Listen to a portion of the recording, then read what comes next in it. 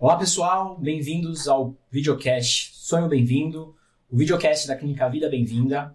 Meu nome é Cauê Faria, sou urologista especializado em reprodução assistida aqui da Clínica Vida Bem-vinda. E hoje eu gostaria de comentar e conversar com dois grandes colegas sobre um tema muito importante na nossa área, relacionado também ao Novembro Azul, que é uma campanha da Sociedade Brasileira de Urologia durante o mês de novembro, que visa conscientizar os homens para a importância da sua saúde global, reprodutiva, cardiológica, saúde geral do masculino. E hoje eu tenho dois grandes colegas queridos aqui comigo. Hoje eu tenho aqui comigo o Dr. Afonso. O Afonso ele é urologista especializado também na parte de reprodução assistida. Ele trabalha aqui com a gente na Vida Bem-vinda. É um excelente médico, muito querido. Junto com a Fernanda Afonso. A doutora Fernanda ela é biomédica responsável pelo nosso laboratório Lab de Saúde Reprodutiva. Muito bem-vindos. Obrigado. Então vamos conversar um pouco hoje sobre o Novembro Azul. O Novembro Azul é uma iniciativa da Sociedade Brasileira de Urologia que visa a conscientização da saúde do homem, né? Doutor Afonso, esse é um tema que a gente sempre começa a ver na televisão, nos noticiários, principalmente no mês de novembro. E a gente gostaria de saber um pouquinho da história, de onde isso começou, por que tem essa iniciativa, qual que é a ideia que a gente preza em todo esse mês de novembro, estendendo também para os outros meses do ano, né? Mas como que começou essa ideia? Legal. Oi, Cauê. Oi, Fernanda. Para mim é um prazer estar aqui, então, falando um pouquinho mais aí da saúde masculina e dessa conscientização aí que é muito importante. Ganha uma importância maior em novembro por conta da campanha do Novembro Azul. Acho que é interessante a gente contar a história, né, da origem da campanha. A gente sabe que começou lá em 2003, na Austrália, dois amigos que começaram como iniciativa própria, tentando retomar ali a discussão de saúde masculina e aí puxaram uma iniciativa de manter o bigode até para conscientizar para esse ponto. Foi até conhecido por um tempo como Movember, de Mustache November, né, de preservar ali o bigode, para trazer à tona a discussão dos pontos de vista da saúde masculina. Acho que é muito importante a gente ter esse mês, ter esse ponto para parar e discutir quanto à saúde masculina em todos os âmbitos. Sempre ganha muita importância no mês de novembro a gente falar da saúde masculina pensando em câncer de próstata, pensando em prevenção, mas também lembrar de todos os outros âmbitos, lembrar da saúde sexual do homem, da saúde reprodutiva do homem, preservação de fertilidade, todos esses pontos que são muito importantes, não só em novembro, mas o ano todo, e tentar conscientizar tanto a população masculina, como também o restante da população, a população feminina que convive com o pai, convive com o esposo, aí, para alertar ele aí as importâncias aí de se cuidar e de estar com a saúde em dia. Excelente. Então, como a gente tem visto, né, a iniciativa primeiramente era baseada no rastreio de câncer de próstata e para a gente chamar atenção para essa doença e acabou se estendendo para a saúde global masculina. O que às vezes eu fico na dúvida, e eu vou perguntar para a doutora Fernanda, puxando um pouquinho para a nossa área de reprodução assistida, às vezes o paciente quer saber como que está a sua saúde reprodutiva, né? E é um tema muito importante para a gente, que trata muito paciente com infertilidade masculina. É aquele paciente que chega lá no laboratório querendo saber como que está o seu espermograma. Fernanda, quais as principais orientações, quais as principais dúvidas que ele apresenta, como que é esse primeiro contato do paciente masculino nesse exame que às vezes a gente tem que até explicar mais para o paciente que não é um exame muito comum da nossa divulgado aí no caso, né? No nosso dia a dia. Como que esse paciente tem esse primeiro contato no laboratório? Certo. Primeiramente, é um prazer estar aqui. Obrigada pelo convite. Estão com o Afonso, o Dr. Cauê aqui também. Quando a gente fala de avaliação da fertilidade masculina, a gente não tem que se atentar somente ao espermograma. Tem diversos exames que a gente consegue avaliar a saúde reprodutiva do homem como um todo. Esse homem, quando ele chega no laboratório, ele está, na maioria das vezes, muito ansioso, porque não é um exame confortável de se fazer, né? Então, através do espermograma, a gente consegue avaliar a concentração espermática, se tem a concentração ideal de espermatozoides, para que ele tenha uma concepção com a esposa. Esse laboratório, a gente prepara o laboratório para receber o paciente num ambiente discreto, tentar ser o mais acolhedor possível. Quando o paciente ele tem essa dificuldade de ter a coleta do material, coleta do sêmen no laboratório, há a possibilidade de fazer uma coleta externa, porque por vezes ele se sente mais confortável colher fora do que dentro do laboratório. A gente sabe que o nervosismo, a ansiedade desse homem, ele pode comprometer a coleta também. Se o homem estiver muito ansioso, muito nervoso, ele vai ter um ejaculado de menor volume. Então, se ele já vem com esse histórico de dificuldade de coleta do material no laboratório, a gente orienta a coleta externa para que ele leve a amostra de sêmen para o laboratório para iniciar a análise também.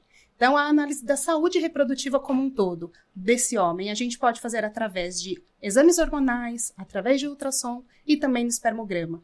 Um exame extremamente importante, porque às vezes o homem sabe que tem o ejaculado ali, mas ele não faz ideia se tem espermatozoide. É só através do exame fazendo no laboratório mesmo que ele vai saber. A gente libera um laudo e ele vai interpretar junto com o médico dele, ter o diagnóstico de se tem infertilidade masculina ou não. Excelente. Você tocou um ponto muito interessante, né, que é essa avaliação primária da saúde reprodutiva masculina, que ela não é só relacionada a apenas um exame. Ela precisa ser, primeiramente, avaliada com um urologista especializado na área para saber se tem algum outro fator que poderia estar já sendo responsável por essa alteração do espermograma. A gente muito bem sabe que o espermograma é o melhor exame que a gente tem, mas também ele não é perfeito, tem várias questões interpretativas, só que ele precisa ser interpretado, como você mesmo disse, com o seu médico. E falando um pouquinho mais desse tema, né, eu pergunto aqui para o Dr. Afonso, nessa primeira avaliação que você tem com um paciente que está tentando, ou já está tentando há algum tempo, alguns meses, ter o sonho da paternidade realizado, quando ele chega para você, como que é o primeiro contato, o que você pensa, como que é essa primeira consulta do paciente que está preocupado com a sua fertilidade? Legal. Então, acho que o Cauê tocou num ponto bem interessante, que é esse primeiro contato, né? Acho que quando a gente fala do Novembro Azul, a gente está falando justamente desse primeiro contato, dessa primeira ida ao urologista. Não necessariamente a gente está falando já de um atendimento ultra especializado, de um urologista completamente especializado em reprodução. Isso é algo que um urologista geral tem que acessar em uma consulta inicial. Então, não só toda a parte de rastreamento, que sempre o urologista vai estar com isso na cabeça, pensando na parte oncológica, mas também voltar para a parte de fertilidade. Então, a gente vai abordar diversos fatores aí da vida desse paciente. Então, a gente vai entender desde antecedentes pessoais, que é sempre a primeira parte que a gente aborda, entender a infância desse paciente, se tem algum fator de risco que possa contribuir para uma infertilidade, se esse paciente teve algum histórico, seja de trauma testicular, alguma cirurgia testicular prévia, como que foi o desenvolvimento, e aí uma parte interessante que a gente entra que é a parte transicional, como que foi aí o final da adolescência desse paciente, entrar na fase adulta, se toda a parte de desenvolvimento hormonal também foi normal, de caracteres secundários, como que foi esse desenvolvimento, se esse paciente tem alguma outra comorbidade, aí a gente entra num ponto muito importante, talvez a gente converse até mais disso mais para frente, que é os hábitos de vida desse paciente, como que ele maneja alimentação, o estresse diário, como que é a prática de exercícios físicos desse paciente, que para fertilidade tem um papel fundamental. A gente sabe que as nossas células que produzem espermatozoides, elas são ultrassensíveis e cada alteração sua de hábito de vida vai ter um peso aí na qualidade de produção espermática. Além disso, o exame físico desse urologista no atendimento inicial é muito importante. Então, ele vai avaliar o tamanho do testículo desse paciente, vai avaliar se esse paciente tem ou não a presença de varicocele, que é outro ponto importante quando a gente fala de alterações de fertilidade. E aí, por fim, óbvio, a gente entra nos exames, que sempre que a gente conversa, a gente vai falar do espermograma, mas como a gente percebe aqui nessa conversa, não é o único ponto. Então, são vários outros fatores associados da história clínica, do exame físico, que a gente vai utilizar para interpretar espermograma, ultrassom, outros exames que a gente usa aí na prática do dia a dia. Excelente. E uma coisa que a gente tem visto muito na nossa prática, né, é o desejo de alguns homens de fazer um congelamento de alguma amostra de sêmen num período da vida dele que ele está super saudável, né, está com todas as questões de hábitos de vida bem controladas. A gente está vendo que tem uma parcela da população masculina que vem com esse desejo. E, doutora Fernanda, a gente, nesse contexto, quando o paciente chega para congelar a sua amostra, geralmente tem algum preparo especial? Ele consegue fazer todo o procedimento lá no lab? quais as orientações que a gente precisa dar para ele quando ele quer congelar, né? Porque como que fica essa amostra, quando ele pode usar, qual que é a ideia geral desse congelamento de sêmen que às vezes no consultório eles perguntam tanto para a gente. A coleta é assim como acontece com o espermograma. A coleta, o paciente vai lá no laboratório e a gente vai fazer a análise do material para fazer o congelamento. Então, tem algumas indicações para congelamento de sêmen. Então, esse paciente ele já vem com indicação médica para fazer o congelamento, ele colhe a amostra. Esses espermatozoides, esse ejaculado, ele vai ser congelado em tanques de nitrogênio líquido e eles ficam armazenados numa temperatura super, super, super fria, que é menos 196 graus. Os espermatozoides, eles não têm um prazo de validade. Então, ele colhe a amostra, dessa amostra é possível congelar diversas vials, que a gente chama criotubos, para uso futuro. Então, ele colhe a amostra, a gente adiciona um crioprotetor para proteger esses espermatozoides e a gente congela e mantém congelado no nitrogênio líquido. Quando ele precisar usar essa amostra, vai ser somente para tratamento de reprodução assistida. Isso vai depender muito do motivo pelo qual ele está congelando. Se for início de quimioterapia, ele pode manter essa amostra congelada no laboratório e acompanhando, depois que finalizar o tratamento com o quimioterápico, nem sempre ele vai ficar 100% infértil. Ele pode ficar um período ali com a infertilidade, deixando de produzir espermatozoides, mas dependendo do agente quimioterápico que ele vai usar para o tratamento, ele pode voltar a produzir espermatozoides depois. Se esse for o caso desse paciente, ele não precisaria usar a amostra que está congelada no laboratório.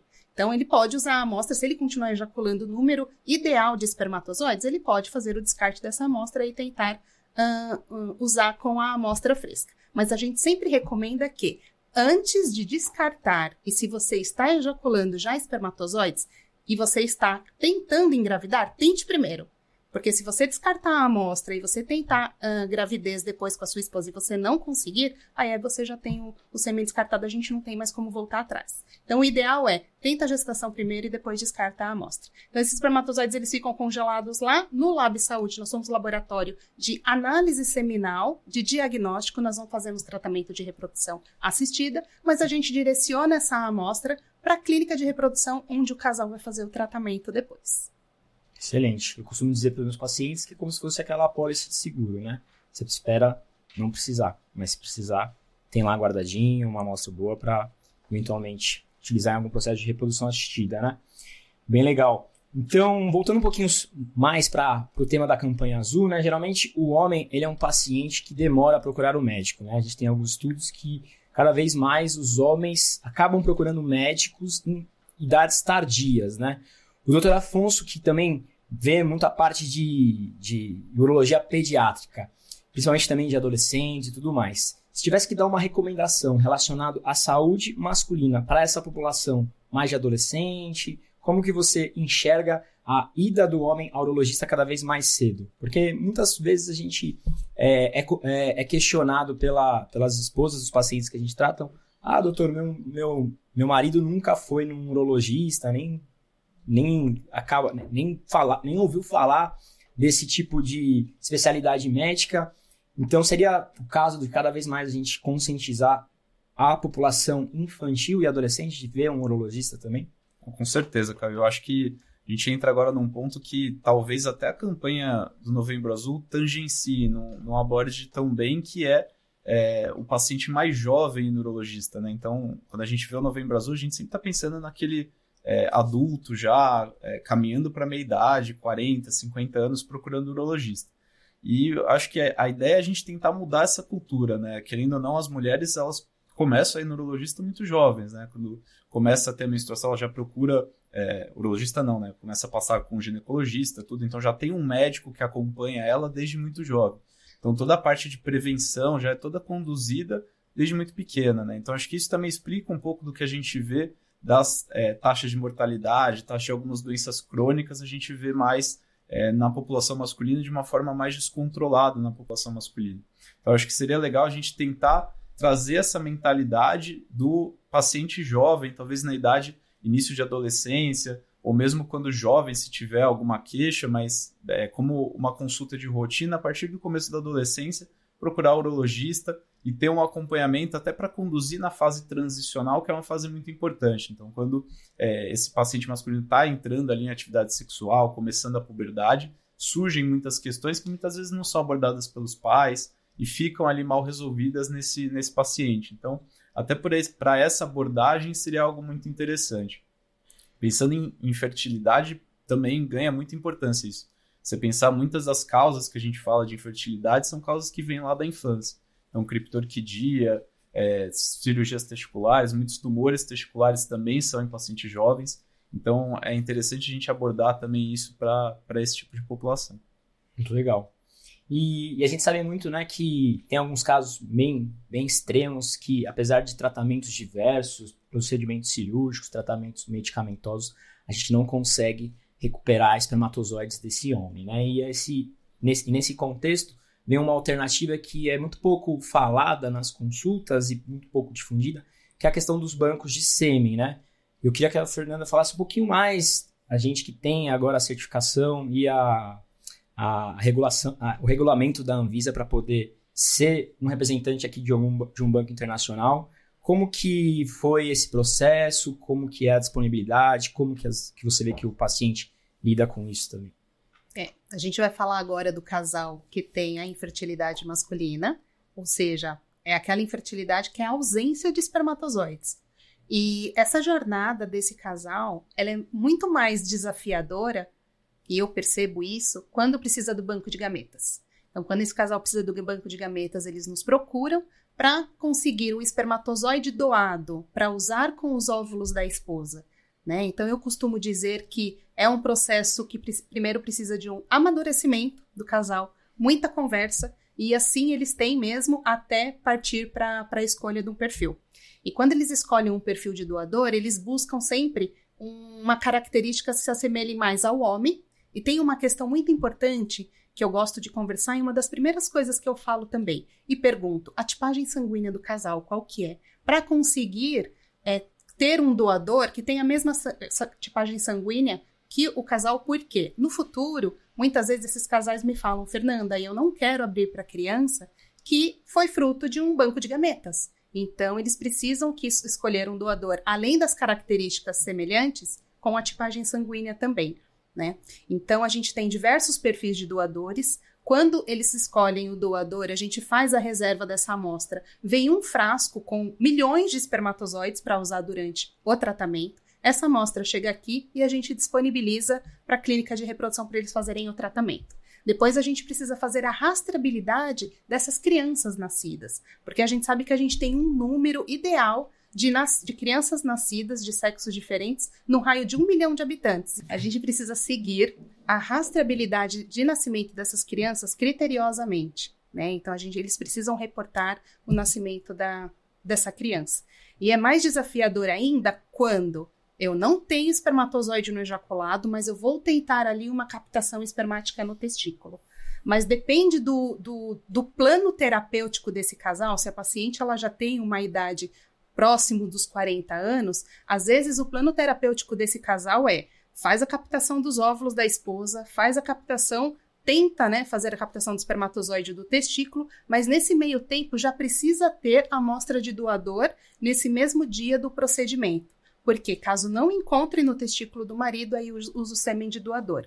Há uma outra possibilidade também, encontrou espermatozoide no testículo, dá para fazer um tratamento com espermatozoide do marido e espermatozoide desse perfil de doador, para ver qual que vai gerar o melhor embrião para a implantação. Excelente. Muito legal essa conversa que traz um pouco da nossa expectativa, das nossas impressões da parte clínica, também relacionada com a experiência da Fernanda com as técnicas de laboratório, né?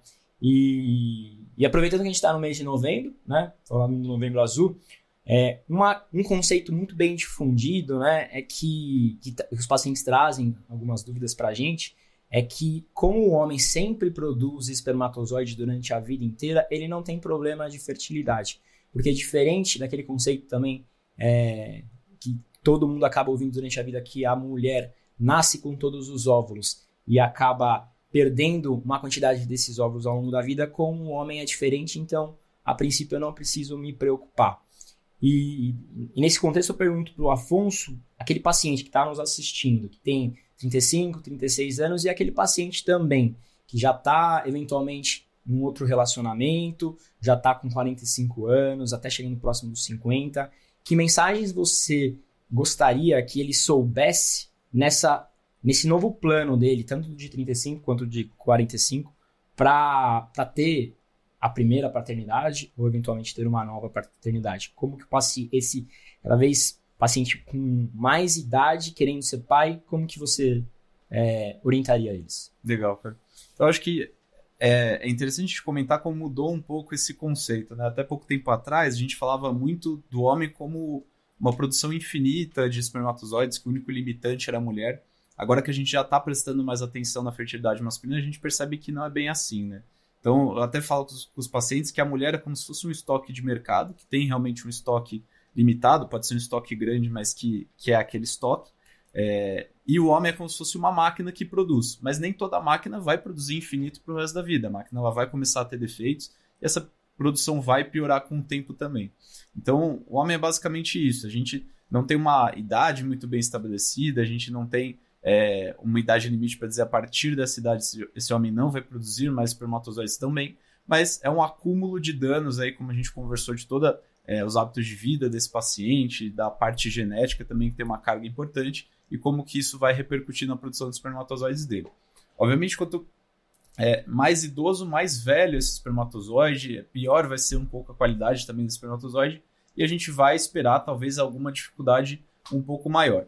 Nessa equação, obviamente, a gente precisa avaliar paciente a paciente, entender como que é o espermograma dele para poder alinhar bem as expectativas. Quando a gente fala até de congelamento, quando a gente fala de umidade para o homem, o que tem surgido nas discussões cada vez mais é em torno dos 45 anos para ele pensar se ele ainda tem algum desejo de paternidade, pensar bem seriamente a respeito de congelar sêmen. Obviamente, se não tiver outra indicação antes disso, né? Se não for um paciente que vai passar por uma quimioterapia, que vai passar por um tratamento de remoção de testículo por um tumor testicular, uma radioterapia, tudo isso que pode piorar ali a produção dele. Então, a gente tem pacientes de 35, que são pacientes obesos, tabagistas, que são oligospermicos, que não produzem também espermatozoide por N motivos, enquanto que tem pacientes de 45 que têm ótimos hábitos de vida, não tem nenhum fator de risco, que tem uma produção muito boa. Então, a gente sempre tem que fazer essa individualização no atendimento para entender como que a gente vai conduzir essa conversa e alinhar expectativa com o paciente. Excelente. E, Fernanda, um pouquinho uma dúvida um pouco mais técnica, assim, né? Para aquele urologista que está querendo pedir no lab alguma avaliação através dos exames da qualidade do espermatozoide. Lá no lab, quais as possibilidades de exame que a gente tem? A gente tem o espermograma, mas tem outras questões, tem outros exames, como que é o arsenal lá de exames? O espermograma é o primeiro exame que o médico acaba solicitando para avaliar aí essa função testicular do paciente. E no espermograma, basicamente, a gente vai avaliar concentração espermática e motilidade. A gente consegue também, por vezes, se o espermograma ele tem muitos espermatozoides imóveis, a gente não consegue dizer se esse espermatozoide está vivo ou se ele está morto, se a gente não faz um exame chamado teste da vitalidade espermática. Um outro exame que a gente pode fazer também é a avaliação de leucócitos nessa amostra de sêmen. Às vezes tem um ejaculado que tem um número enorme de células redondas, mas a gente não consegue ali diferenciar se são células germinativas, se são leucócitos. Os leucócitos, eles são é uma questão, se tiver muito aumentadas, se esse paciente tiver uma leucospermia, ele vai aumentar o estresse oxidativo ali dos espermatozoides e vai fazer com que o espermatozoide não tenha uma boa qualidade, né? Além de analisar a concentração e motilidade dos espermatozoides, a gente pode avaliar também a forma desses espermatozoides. O espermatozoide ideal, ele tem que ter uma forma próxima a uma cabeça mais oval, que a cauda não tenha nenhuma anomalia, que a peça intermediária ali esteja num bom tamanho, porque às vezes a gente encontra uma concentração grande de espermatozoides no sêmen, mas a maioria deles, eles têm uma alteração morfológica. Por exemplo, o espermatozoide que tem uma cabeça mais arredondada, uma cabeça maior assim, dificilmente ele vai conseguir fecundar um óvulo. Então, a gente precisa ter algumas estratégias aí para tratamento de reprodução assistida. E um outro exame também, como o espermograma ele não avalia o DNA do espermatozoide, a gente tem um outro exame chamado índice de fragmentação do DNA espermático. O que esse exame ele vai detectar? Vai detectar índices aumentados de DNA fragmentado do espermatozoide. Quando esse homem ele tem o índice elevado de DNA fragmentado dos espermatozoides, pode ocorrer abortos de repetição, falha de implantação, esse espermatozoide ele não vai desenvolver um bom embrião, então já se tem estratégias para melhorar o índice de fragmentação do DNA desses espermatozoides desse homem. Uma recomendação super importante que a gente faz para esse homem, antes de colher a amostra, é ter um período de abstinência curto, de 1 a 3 dias no máximo. Acima disso, ele já vai prejudicar a análise seminal. Porque a gente sabe ali que o espermatozoide ele é produzido no testículo, mas ele tem a maturação, o amadurecimento dele, acontece ali no epidídimo. Esse espermatozoide, por períodos muito longos ali parado no epidídimo, ele vai sofrer alguma reação desses espermatozoides parados, né? Então, ele pode aumentar, sim, essa fragmentação do DNA. A varicocele também é uma doença que pode aumentar, que ter níveis elevados, né? Então, se o paciente tiver, ele vai fazer um tratamento para melhorar a qualidade seminal dele. Excelente, né? A gente consegue perceber da complexidade e da necessidade de uma avaliação totalmente do espermatozoide, né? Isso é super importante. E nesse contexto, né, não é muito raro a gente pegar aquele casal que eventualmente já sofreu alguns resultados negativos, tanto na reprodução assistida quanto na tentativa de gestação natural, que acabou desenvolvendo algum tipo de aborto, alguma gestação que acabou não indo para frente. E não é raro a gente ouvir do paciente assim: doutor, eu nunca soube que a parte masculina tinha que ser investigada. Afonso, como que você orientaria esse casal que está nos assistindo da importância da investigação da fertilidade e da qualidade desses espermatozoides, tanto no contexto de gestação natural, quanto no contexto de reprodução assistida, porque é algo que muitos pacientes falam: eu nunca nem soube que a gente precisava ver o espermatozoide. Já tinha uma quantidade, nem que se fosse mínima lá, acabava seguindo em frente com nossos planos.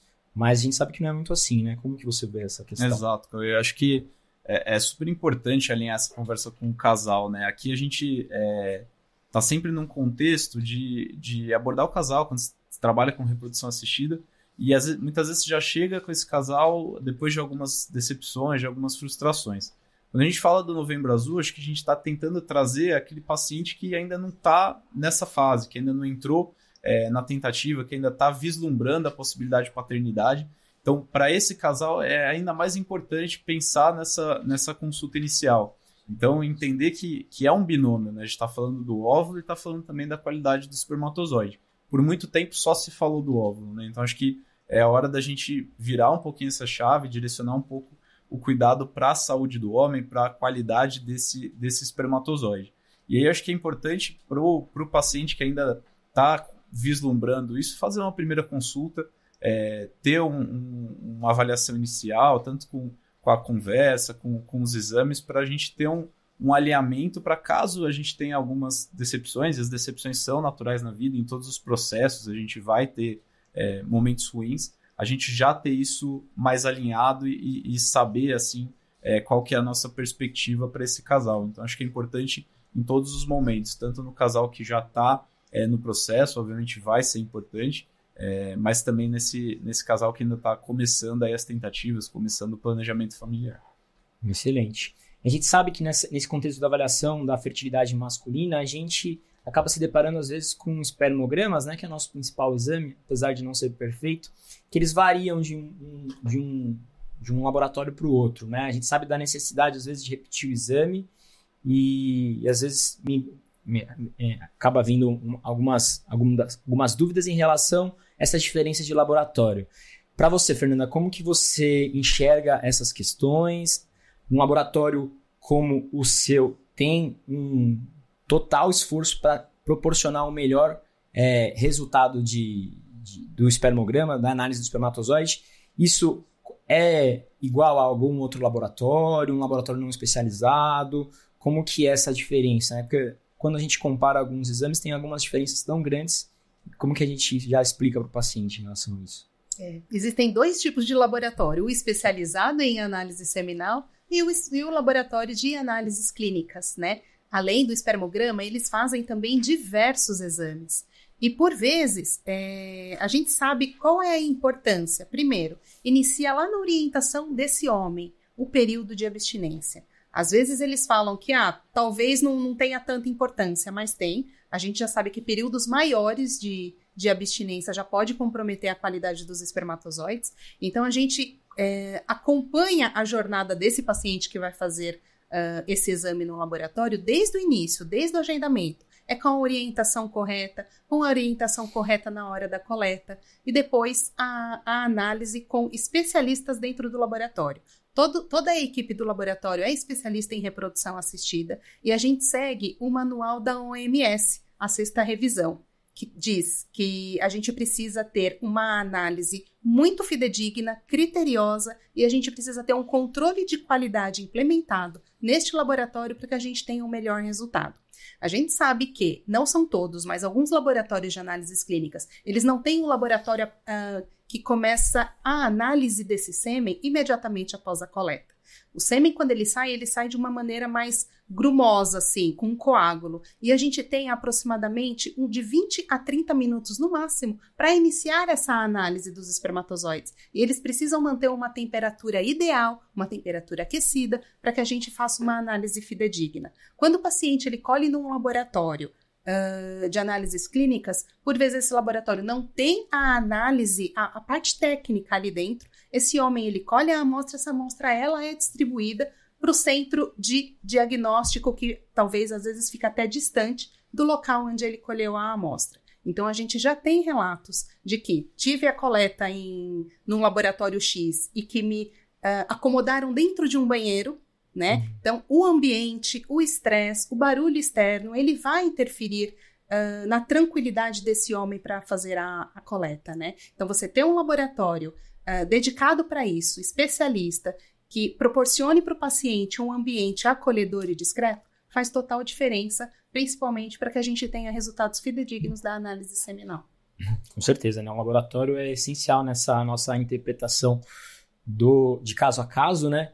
E Afonso, nessa nossa conversa, né, a gente falou diversos fatores, diversas avaliações, mas se você tivesse que elencar três fatores que aquele homem que está pensando em começar a sua jornada de ter uma paternidade, quais são esses 3 fatores que ele precisaria começar a se preocupar agora? O que poderia ser feito com esses fatores para melhorar nesse plano de paternidade dele? Legal. Então, acho que é interessante a gente comentar. Sempre que eu converso com os pacientes dessa parte de fertilidade masculina, eu elenco 5 fatores principais aí que contribuem como grandes fatores para a infertilidade. Então, a gente fala de varicocele, fala de fatores genéticos, fatores endocrinológicos, antecedentes pessoais, antecedentes de infância e hábitos de vida. Hábitos de vida, querendo ou não, é um dos fatores que a gente, como médico, pouco consegue fazer a não ser orientar o paciente. Toda mudança vem dele. E isso é tão positivo como negativo, né? Não tem uma medicação, não tem nada completamente certeiro que eu vou fazer que vai fazer o cara parar de fumar, que vai fazer ele começar a fazer exercício físico. Isso tudo depende dele. Então, se eu for elencar 3 coisas para esse paciente, as 3 vão estar dentro aí dos hábitos desse paciente. Então, regular a alimentação. Então, acho que esse é um dos principais pontos. Esse paciente ter uma alimentação saudável, uma alimentação balanceada, inclusive um acompanhamento nutricional junto na parte de fertilidade é muito importante. Esse paciente fazer exercício físico, então o exercício físico entra também como um potencial aí para reduzir radicais livres, para ter uma preservação melhor de todos os fatores de saúde, incluindo fertilidade. E aí o terceiro eu ia falar do controle do estresse e regulação do sono, que eu acho que também é um fator importante, que o paciente também consegue fazer suas medidas, então fazer ali a higiene do sono dele, dormir 8 horas por dia, evitar telas aí logo antes de deitar. Então, são medidas que parecem fáceis de fazer, mas geralmente, quando a gente se depara com problemas nisso, é onde a gente tem mais dificuldade de de penetrar, de conseguir mudanças aí da parte do paciente. Mas se esse paciente está ouvindo a gente, está querendo começar aí, vislumbrar a paternidade, acho que são 3 pontos essenciais que ele consegue fazer sozinho aí, que com certeza vai trazer resultado. São os mais difíceis, talvez os mais difíceis da gente fazer pela gente um resultado, não depende muito do paciente, mas com certeza aqueles que a gente tem melhores resultados em todos os fatores, né?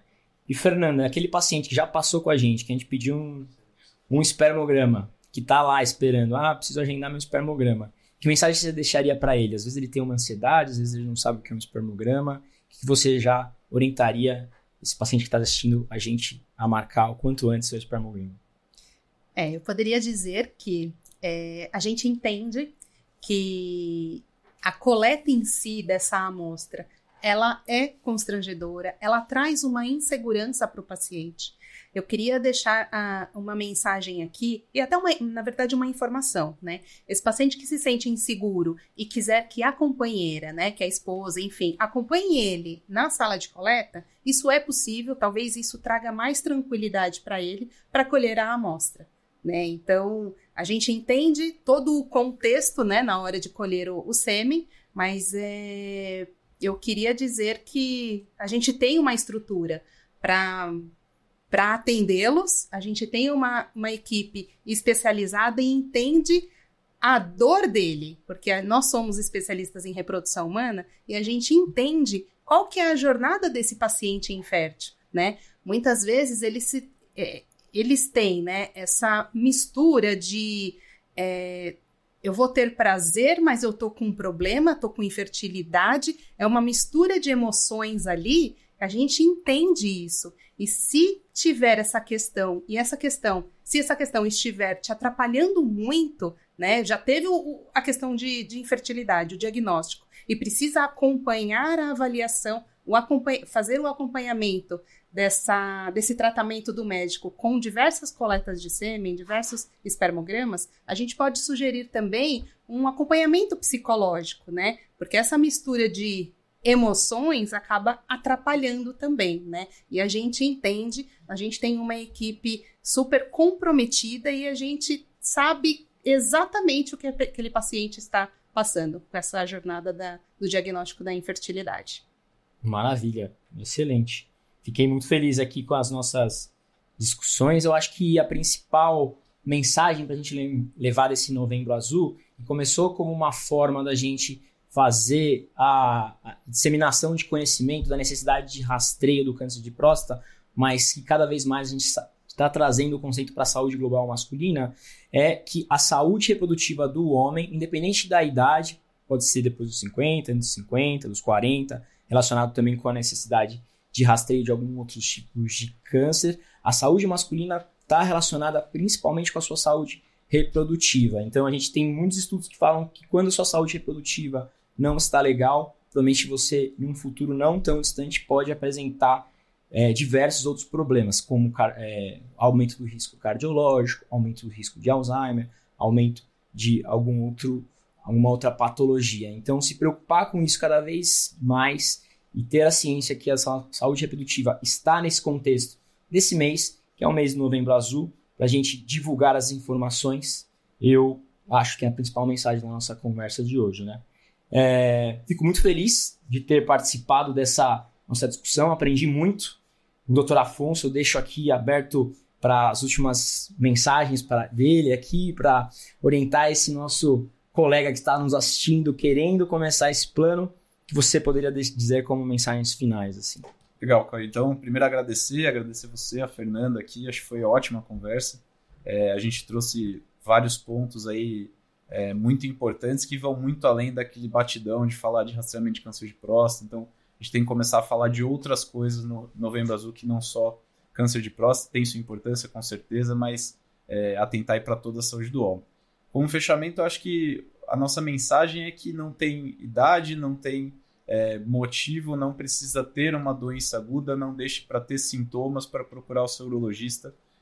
Comece desde já e a gente tá de portas abertas aí para isso. Muito obrigado pelas explicações e pela sua presença. E, Fernanda, é muito legal para a gente também ter para a gente, urologista, também para o paciente, essa ideia da complexidade dos exames, né, do laboratório como é essencial essa informação na nossa prática clínica. Também agradeço a sua presença, muito obrigado. Gostaria de falar mais algumas mensagens finais para a gente no nosso episódio. Eu que agradeço aqui o convite, Cauí, Afonso, e eu acho que eu vou deixar uma mensagem aqui para as mães desses adolescentes.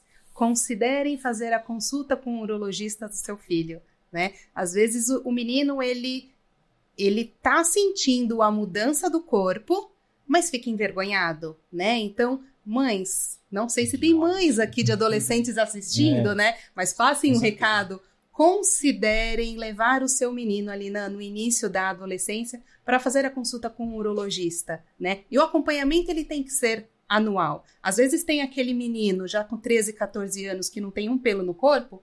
Quem sabe não é a hora de iniciar algum tratamento ali para ter mais a produção de testosterona, talvez, se esse menino tem baixa testosterona, ou então alguma questão testicular, né? E esse menino é importante também para que ele conheça o próprio corpo, né? Então a mãe considere a consulta, porque certamente o urologista especialista em atender esses adolescentes, ele vai conseguir conduzir a consulta de uma maneira mais leve aí, e com certeza, quando a gente consegue também fazer qualquer diagnóstico precocemente, o tratamento tem mais sucesso. E a gente sabe que não é só o câncer de próstata, que a gente vai falar agora, né, nesse mês de Novembro Azul, mas tem o câncer de testículo também, que acomete aí os homens jovens, né, de 15 a 35, 40 anos. A gente tem, ao longo do ano aí, tem o mês abril, que é o Abril Lilás, para o câncer de testículo, mas a gente usa sempre também esse mês de Novembro Azul para lembrar dessa conscientização da saúde reprodutiva masculina como um todo. Acho que é isso. Muito obrigado e espero que vocês tenham gostado. É importante salientar da necessidade de uma avaliação médica, independente das informações que a gente passou aqui. A gente fica muito feliz em poder comentar sobre diversos assuntos de infertilidade masculina. A gente está no Instagram, sigam @vidabemvinda para mais informações. Sigam a Fernanda, sigam o Afonso, me sigam também para a gente poder cada vez mais proporcionar informações de qualidade nesse assunto que é tão pouco debatido na nossa sociedade, né? Então, muito obrigado pela atenção, um grande abraço a todos.